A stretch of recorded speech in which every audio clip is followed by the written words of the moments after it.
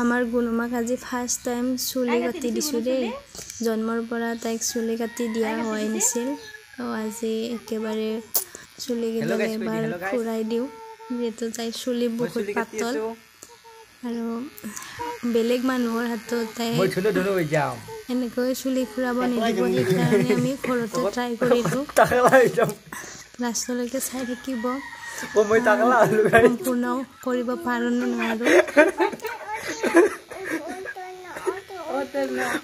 Oh guys, mau tak lalu. Aku lupa.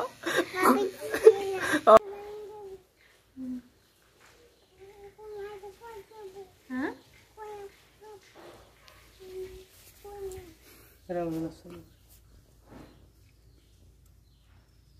Puisa ni ki, puto na.